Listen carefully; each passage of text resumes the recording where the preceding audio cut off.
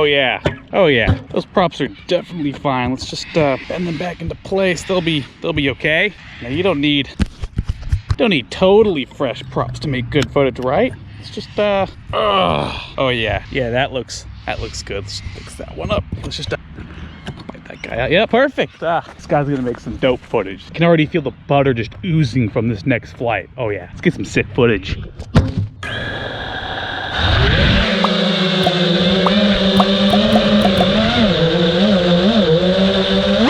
What's up, guys? Welcome back to another video. I'm positive everyone who flies indestructible props has just been in that exact same situation. Yeah, when you think the light crashed, your props are a little bent, you bend the back, you chew them out, you get all the nicks out, you think you're all good for the day, you're like, oh yeah, it looks good, you know, the quad sounds, it sounds okay in the air, but you're like, this is gonna be some sick footage. You spend an entire day flying those exact same props that you kind of crashed on the first pack that you thought were kind of sketchy, but you bent the back into place. You get home and you realize your footage is ruined. It's all just, you totally fucked the footage.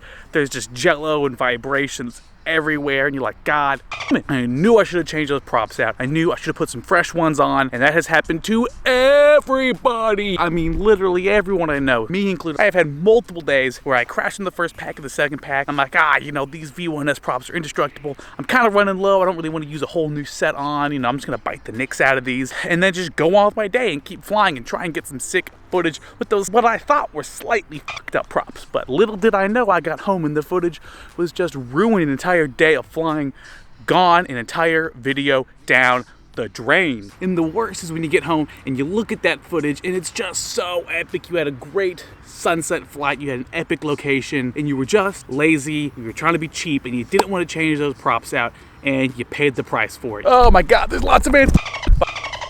You know, I just want to bring up that point with you guys, especially if you're out there flying to get some good footage. Change your props out. If you have a crash, if your props are looking kind of janky, if you can spin them and they vibrate a little bit, or if there's nicks that you can't really just bite out, just go ahead and change them. Do yourself a favor.